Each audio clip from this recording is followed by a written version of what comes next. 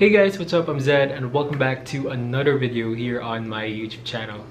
So for today's video is a lot of you guys have probably asked me like many times na gumawa ako ng gantong vlog or blog or probably a post about being a flight attendant. So the reason why I haven't really talked much about it yet on my vlogs kasi there's so much uncertainties regarding the airline industry and I don't wanna like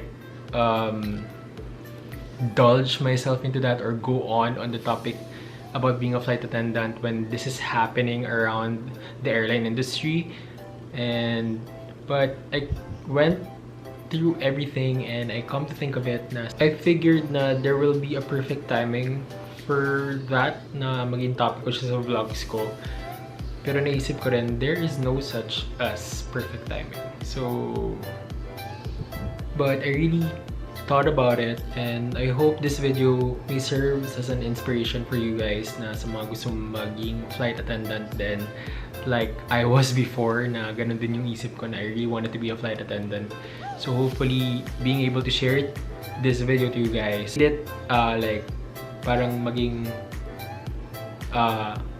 help siya sa inyo to being a flight attendant. Gusto ko talaga kasi siya ma-share sa inyo guys as in literally I wanna put it in words and put it in video na ganito. And ayun, I think this is like the timing for that. So, I really wanted to share to you guys it na kung paano nga ba ako naging flight attendant and why I landed in a job na ganito which is super duper far from what I've graduated from college. And ayun, and so this vlog, it's about my cabin crew journey and how I made it to the two major airlines in the Philippines. But before anything else, if you are new to my channel and if you haven't subscribed to my channel, please click that subscribe button and click that notification bell para updated ka whenever I have a new video such as this one. And please do follow me on my social media sites in my Instagram, Twitter, or Facebook, whichever you like. You can also talk through there or you can share some thoughts to me and hopefully I'll be able to reply.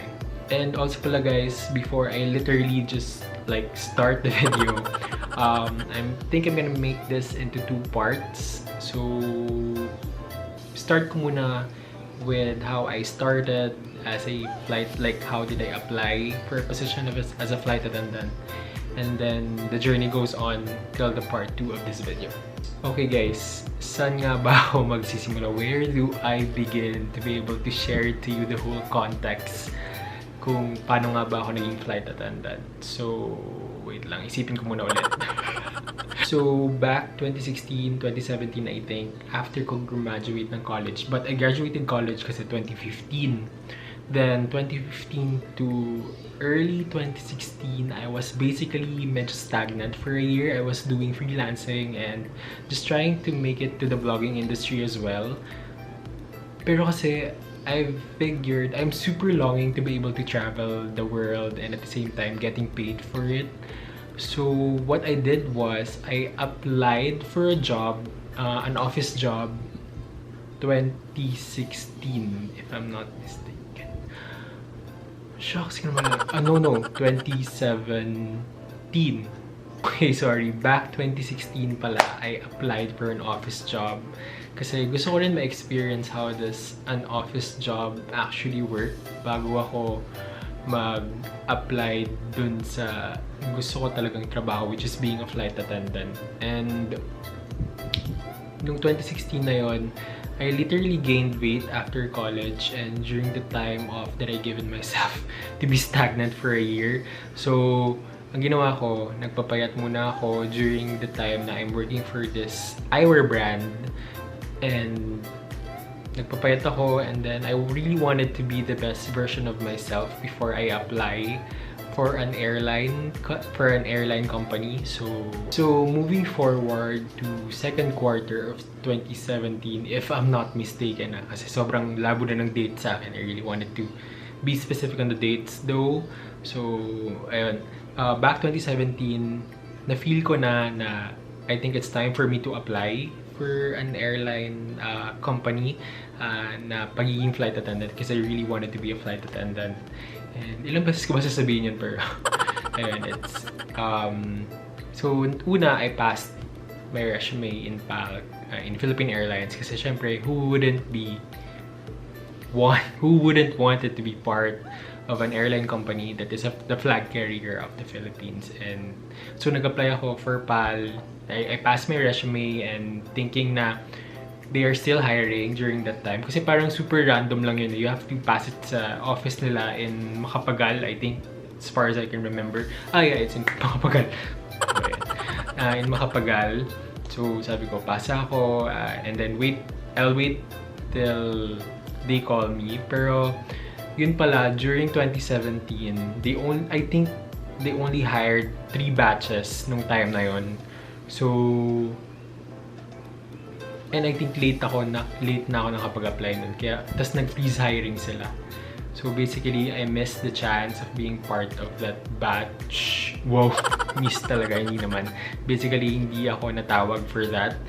Pero, ayun, so okay lang kasi naisip ko baka it's not yet for me to be in that airline. So, after like a few months, matagal talaga, ay hindi naman matagal. Pero like, may pagitan lang before I started applying again to another airline. So, I applied for Cebu Pacific. Paano ko ba sabihin? Nung sa Cebu Pacific kasi, it was really a random day for me nung nag-apply ako for Cebu Pacific. Because I remembered asking a friend who works there as a flight attendant as well na kung kailan ba usually yung hiring nila or like kailan ba yung availability na para ma-interview ka for a cabin crew position. And sabi niya sa akin, punta daw ako ng Monday, Tuesday kasi yun yung mostly hiring processing nila or yung interview nila kapag for being a flight attendant or yung job post as a flight attendant. So you have to go to their office and then that's Monday and Tuesday only. But I don't know now kung paano na yung process nila after this pandemic. And ayun, I definitely remember the day I applied for Cebu Pacific kasi it was August 1, 2017. It's the day of my birthday. So sabi ko, sige, I'll try it out. And during the weekend, bago yung day ng pag-apply ko, I gathered everything, yung mga kailangan for the interview. Nagtanong-tanong din ako, like, kung ano ba dapat yung laman ng resume mo. Because I actually planned out yung resume ko to be a creative resume. Pero naisip ko, since I'm applying for a position that is really like not related to arts or what, I done my resume na a formal resume, as in a cabin crew resume with all my details and like actually yung vital statistics natin nilagay ko ata and I really can't remember. So ayun na nga, I went to Cebu Pacific's airline head office in Andrews Avenue, I think, if I'm not mistaken with the address. Sobrang labo na ng address sa akin. And that's August 1, 2017. Thinking na wala talaga akong alam or I have definitely no idea what's gonna happen during the interview. As in, kasi yung time na tinanong ko yung friend ko, he was uncertain kung ano yung mga mangyayari na kasi he applied like way back pa. So ayun, I'll try to remember like the whole process on how did they pick the candidates for being a flight attendant in Cebu Pacific. So basically, nung time ko kasi, I was there super early because syempre I don't want to miss out on anything and I want to be as early as I can. Kasi syempre, since I'm applying for a flight attendant position, time is very important. Yan yung wag niyong kakalimutan na pinaka-importante. It's always the time. And then I remembered that yung HR nung time na yon, I super remember her name kasi super bait niya talaga. And I think we were in the same college, pero syempre higher siya sa akin, and she's Miss Nicole, as in super grateful for her, honestly. And then ayun, to start off the interview is basically una, 'di ba naka-line up kami. I think I can't remember the floor where we're in that time, pero nung time na yon pinalinya kami like separate muna from girls and guys, and then they have their own measuring height sa Cebu Pacific office. As in, they have this illustrated wall na doon ka nila i-measure whether you're in for that height or not. So, I'll just try to post here around this video kung ano yung specific height nila because I really can't remember. And if I'm not mistaken, sa girls ata, you have to be 5'6" and above. If I'm not mistaken. I think that's for the guys. I'm not really sure. Or 5'4" for the girls, then and above, then 5'6" for the guys. Pero I doubt. I think it's much higher. So, kapag tinignan nila yung height mo, they're gonna also look at your forearm, I think. If I'm not mistaken, alam ko pinakita rin yung forearm, pinaangat yung sleeves area. Just so they can see if you have scars sa arms. Because I think it's really important if you don't have scars in your arms or in your hands. Kasi syempre, you'll be serving a lot of passengers and all that. And syempre, sleeveless din kasi uniform ng Cebu Pacific. So, kailangan as much as possible wala kang scars or anything that is visible in your hands. And then, after nun, naging okay kasi yung naging okay like yung height ko, and then I don't have scars sa kamay. So after nun, it was the group interview. Basically, the group interview was like magkakasama kayo lahat. Like, I think that was a circular scene na parang nakapaikot kayo lahat and then magkakaharap kayo lahat. And then you guys are gonna introduce yourself, and it's not just the HR or Miss Nicole who is the audience, also yung mga co-applicants mo. So it was really, really scary and terrifying for me kasi syempre hindi ko rin alam yung una kong sasabihin. I don't know how, like, it was my first time applying, and at the same time, I don't know kung paano ko, how would I sell myself during that time. So, ayun, it was really challenging. But at the same time, it was really fun being able to do that and being able to tell something about yourself. And hindi lang yun, you have to tell something about the airline, like something you know about the airline, as far as I can remember. So before anything else pala guys, bago kayo mag-interview or pa-interview sa company or airline company or hindi lang airline company, you really have to know about what the company is all about, and let's say core values or what's the aim of the company, ano ba yung more on like what's the position of the company, how did you know about the company, where did you learn about the company. So ganun. I honestly can't remember what I said during that time kasi more on introduce yourself siya. So basically it's your name and so on and so forth. But after that, super duper happy ko kasi I was able to go to the next round. Kasi gulat ako, sabi ko, I think I blew off my chance during that round, pero apparently nagustuhan naman ng HR what I did or what I say during that interview, kaya I was super duper happy that I move on to the next round. So for this next round, actually itong next round na to, this will determine if makakapasok ka ba for the final interview and so on and so forth.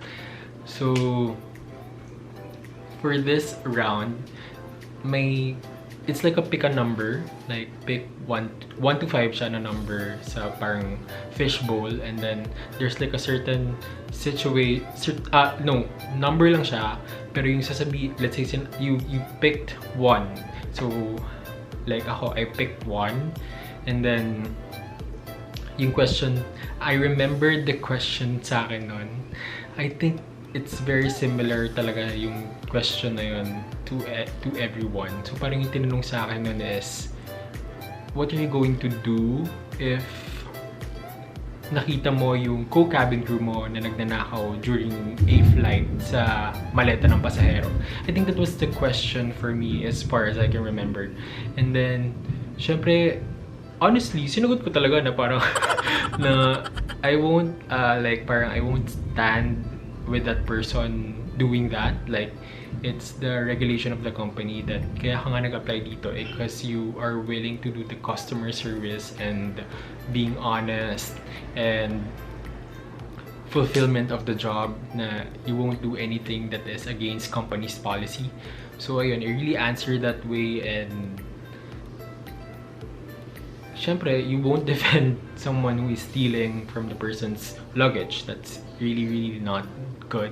Alam nga naman sabihin mo, di ba, na i-cover up mo siya kasi colleague mo siya. No, it's not that way.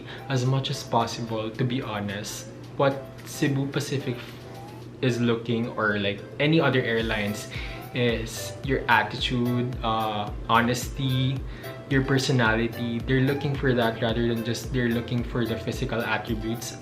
I think bonus na lang if you really look good or your skin looks good, you probably graduated from a very high college or education.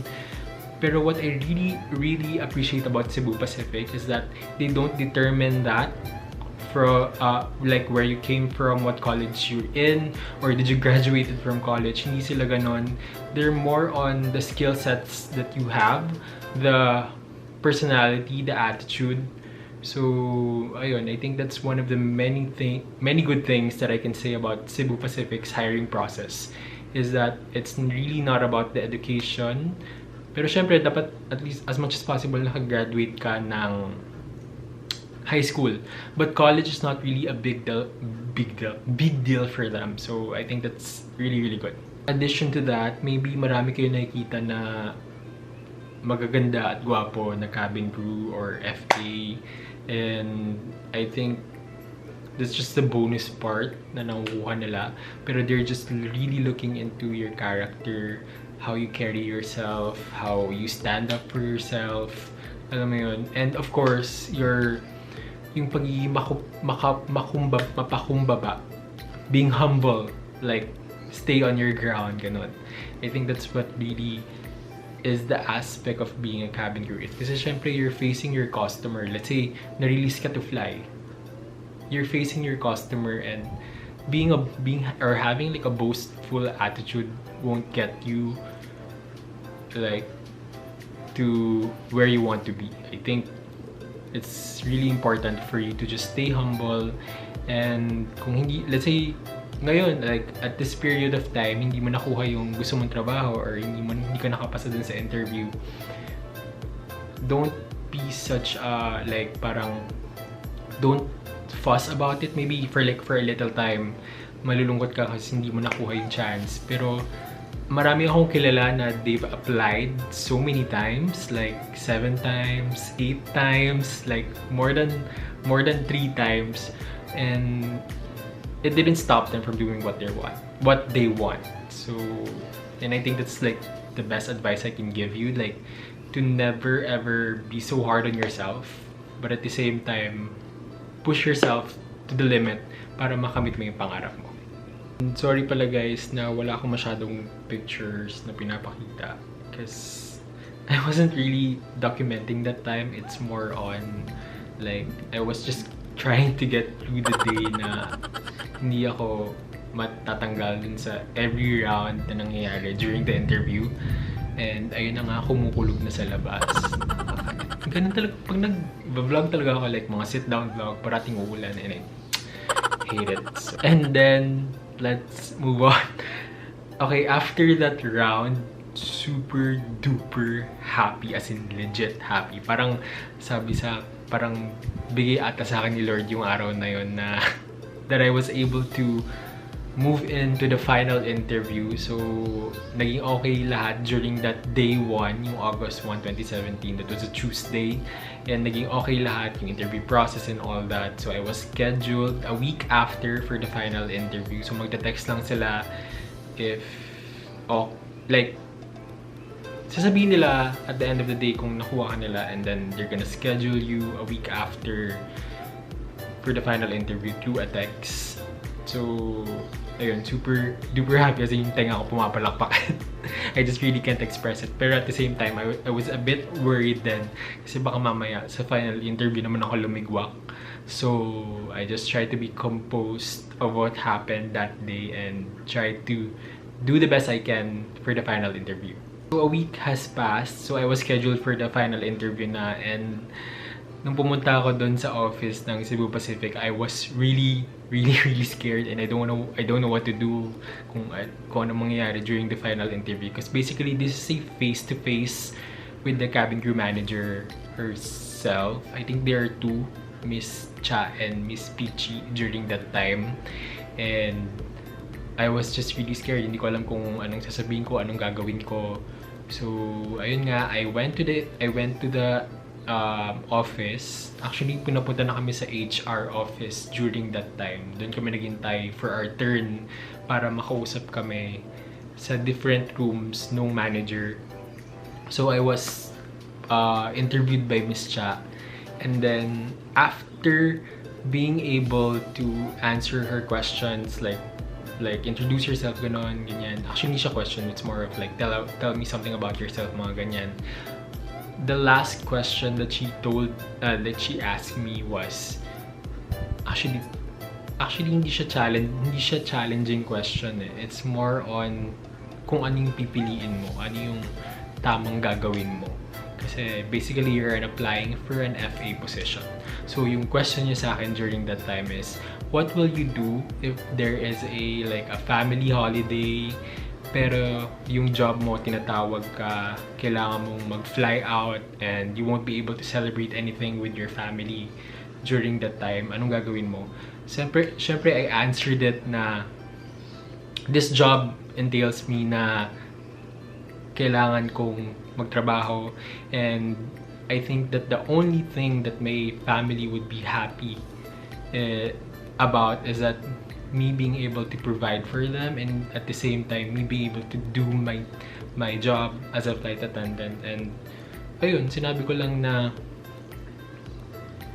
magiging masaya yung holiday if I be able to provide for my family through this job, and this, kahit hindi ko ma-celebrate it with them, kahit mag-pass yung Christmas, you could always celebrate it like a later day on, like let's say Christmas Day, lumipat ka December 25, and then 26 you got back in Manila.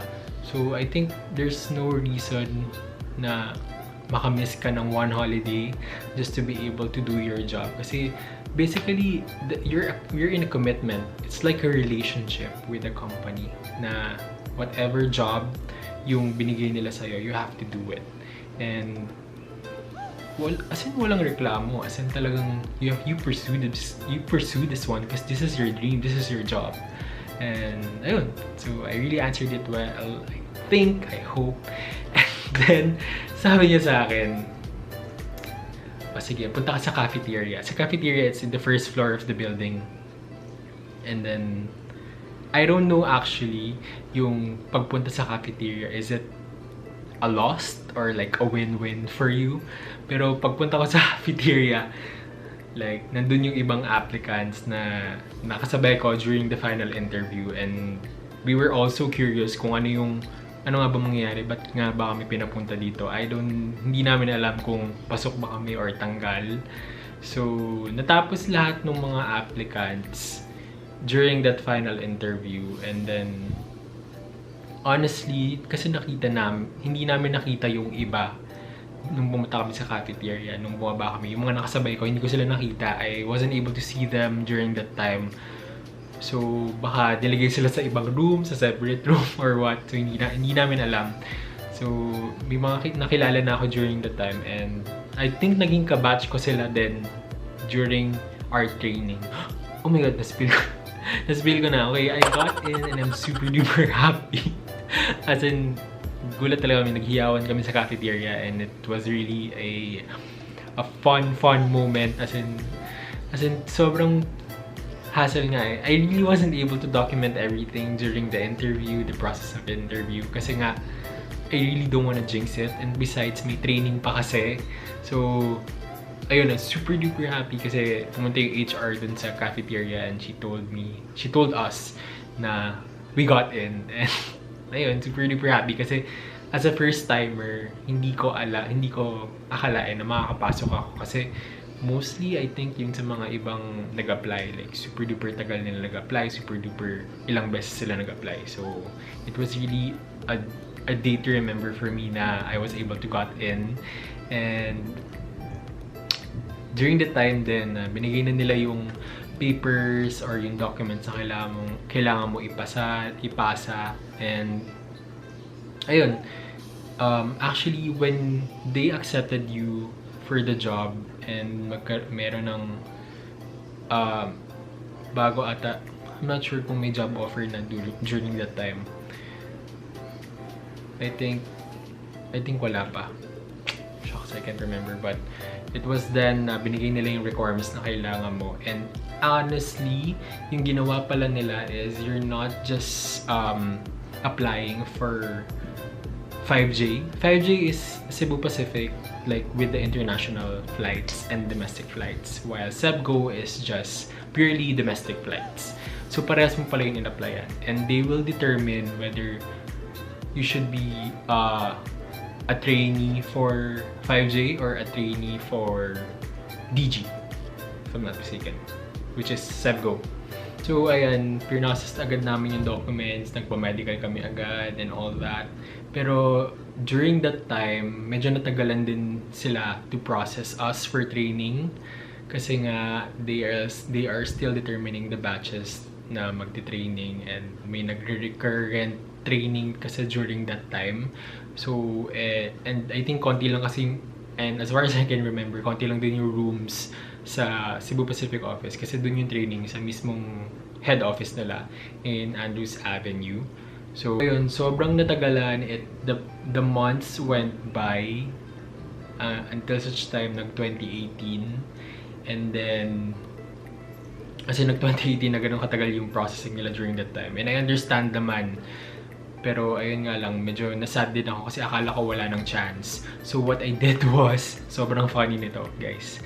As in, nag-apply ako sa ibang airline. I went to the grand hiring of PAL Express. I don't know if you guys saw that video na yung PAL Express nagkaroon ng grand hiring, and then it went viral on Facebook. As yung naalala ko. I was there lining up, and tatry ko lang, wala lang. Kasi since ang tagal nga nung sa Cebu Pacific, try ko muna mag-try sa ibang airline. Baka mas mabilis. And I really don't wanna waste time during that time. Kasi yun na nga, I was stagnant for a year. So parang, I basically, parang nasayangan ako sa oras during that time. And I really want to push this career sana.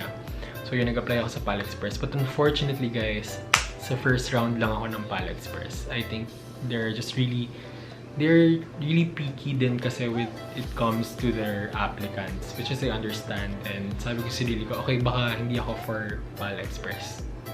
So, inantay ko ulit yung Cebu Pacific. And then, fast forward late May 2018, I think, nag-text na sila and sabi nila, I'll be part of the June 2018 batch training for 5J, which is, I'm super duper happy and super like, yung feelings ko hindi mo ma-explain kasi nga, syempre, 5J is different from DG, like from CEBGO. So I get to fly international flights, which is I'm super duper happy. And then, ayun na nga, so I went for another medical because I think nag-pass siya ng 6 months yung medical na pinasa namin. And ito yung pinaka-hectic, saddest story. Di ba? Saddest story. Hindi naman, pero it was really challenging for me. Kasi akala ko hindi ako makakapasok because of the medical. Which is I was super duper down. Kasi nga, parang, alam mo yung when you're anxious, when you feel like feeling mo may makikita sila sa katawan mo na mawawala yung chance mo to be able to go with the training.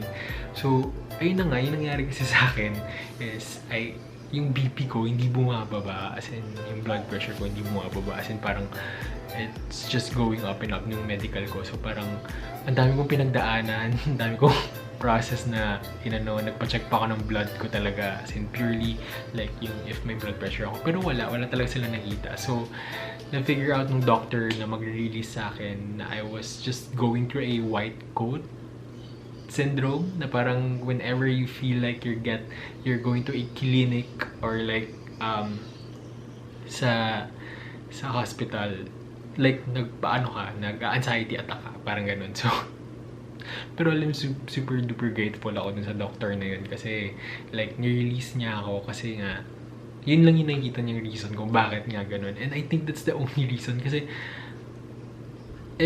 pag wala ako sa hospital, okay naman ako. I mean, okay. Pero lately talaga, parang naging ko na siya. Parang it went to my mind na parang ganun na whenever I'm in a hospital, tataas yung BP ko. Which is, I'm really, really scared. Pero, ayun nga, I was able to be released by the doctor and I was just super duper grateful and super duper happy because part ako ng training for June 2018. So guys, ito na yung part that I'll share some of the things about training. Pero hindi ako magpapaka like specific about it kasi syempre respect din sa company. I think these are like private stuff then because kung trainee ka, wala ka dapat i-post. Anything that's related to being a trainee, bawal. Like even the manuals that they gave out, bawal mo yung picturean and ipakita sa social media. That's like really not allowed. But to start things off, you only have 3 lifelines sa training and you have to pass the almost everyday exam na 90% above yung grade mo dapat in less than 2 months. Tapos 3 aircrafts na i-memorize mo lahat, emergency procedures, equipments, first aid, doors, drills, lahat. Anything that is related to flying kasi if you're a flight attendant, hindi ka lang flight attendant. Nurse ka, doctor ka, security guard ka. Lahat, as in, legit guys, you will not have a moment na matatawa ka kasi mostly maiiyak ka na lang sa dami mo kailangan pag-aralan. And I think dun mo makikita if this really is the job for you, if this really is for you. Alam mo yun? Kasi during the time ako, as in, minsan naiiyak na lang ako. Shit, ang daming aaralin. Naiiyak ako, ang daming aaralin. Tapos parang everyday kasi yung exam. It was really an everyday exam for less than 2 months. Imagine that, guys. And kailangan 90% above yung grade mo. Tapos wala kang dapat i-fail. And if you fail, like in a 1 exam, kailangan 3 times ka lang mag-fail or else out ka na. And that was like really the most stressful thing about it. Kaya parang I really push myself na mag-aral. Kasi to be honest, kung nag-aral ako ng ganito sa college, I'd probably graduated as summa cum laude or cum laude. Since sobrang ganun talaga ka-hectic yung training ng Cebu Pacific. And you have to be fully committed. Yun lang masasabi ko. Fast forward na guys, and I reached the end of the training na walang bagsak. Thank God. Walang bagsak talaga guys. Kasi hindi ko kakayanin ata kung magkaroon ako ng bagsak. I feel like kakainin lang ako ng utak ko na shit, kapag bumagsak ulit ako, tapos bumagsak ulit ako, it's just gonna really eat you up. So as much as possible, wala akong binagsak. Nag-aral talaga ako, as in purely memorization and applying what you've memorized. Kasi hindi mo lang siya basta isusulat. You have to apply it in actual flying, actual training. As in, what you've learned from training, you have to apply it in flying. And hindi lang siya memorization. It's all about applying, getting the context of what it's all about. So, ayun. I wasn't able to really share this one way back nung nagpo-post ako sa social media about being able to graduate as a flight attendant in Cebu Pacific. But I was able to graduate with I was able to graduate, and at the same time naging valedictorian ako of the class, which is I'm super duper happy. As in, nagulat ako, napaiyak ako nun during graduation kasi hindi ko in-expect. Kasi akala ko yung isa kong batchmate during the time would be able to get the shot of being a valedictorian. Kasi ako naman, like parang, ang aim ko lang talaga during the training was to be able to graduate, to be able to fly, to be able to earn money. And ayun, hindi ko in-expect na I'll be able to get the valedictorian position for the class during that time. Buti nga walang pa-speech eh, kasi parang kung may speech na wala, hindi ko alam kung anong sasabihin ko. And yeah, I was just really grateful and super duper happy kasi nabigyan ako ng chance ng Cebu Pacific na ganito kalaki, as in so huge for me, as in honestly. Para kasing nag-worth it lahat ng puyat at pagod ko na parang kahit hindi, alam mo yun, kahit hindi mo makuha yung like, ako kasi parang yun nga, hindi ko siya aim na maging valedictorian, pero nakuha ko yun. Pero parang nakain niya yung lahat ng pagod, hirap, puyat, iyak, stress. Alam mo yun? So, I was just really happy and really grateful. So, ayun na nga, I was released to fly and I was able to reach countries such as Sydney, Korea, Japan, Taipei, Shanghai, Beijing. So, super duper happy. And also, I've gone to domestic routes then, such as Davao, which is feeling ko hindi ko yun mapupuntahan. Like yung layover in Davao. I've never been to other provinces din kasi. Like, I mean like to other places in the Philippines as much. Kasi mostly dito lang ako sa Luzon area. And yeah, I was able to go to Davao then, and then ayan, being able to reach those countries, like super duper grateful talaga for Cebu Pacific. Kasi if it weren't for Cebu Pacific, I won't be able to reach those countries then. As in, feeling ko matatagalan bago ako makapunta sa mga bansang ganun. And I was just really happy. Like, I'm flying. I'm basically a flight attendant, guys. To be able to wear Cebu Pacific's uniform during that time. As in, sobrang grateful. As in, sobrang, you don't get this chance. Like, out of, like, what, 100 people who applied, isa kayo sa mapipili, or like 100,000 of people who applied, isa ka sa mapipili to be able to join the Cebu Pacific Air company. So I was just really happy. And even though hindi pa ako regular employee that time na lumilipad ako for Cebu Pacific, like talagang wala talaga, like gusto ko kasi ma-regular employee para like syempre pag nakakatakot din pag di ka na regular, like they have this ruling kasi kapag like hindi ka pa regular, ganito dapat yung ma-meet mo, and wala kang absent, wala kang late, wala kang miss assignments. Kailangan perfect attendance ka kapag hindi ka pa regular employee, or else mawawala yung pinaghirapan mo. Yun lang masasabi ko, guys. So ayun, I was just really grateful to be able to flying for Cebu Pacific.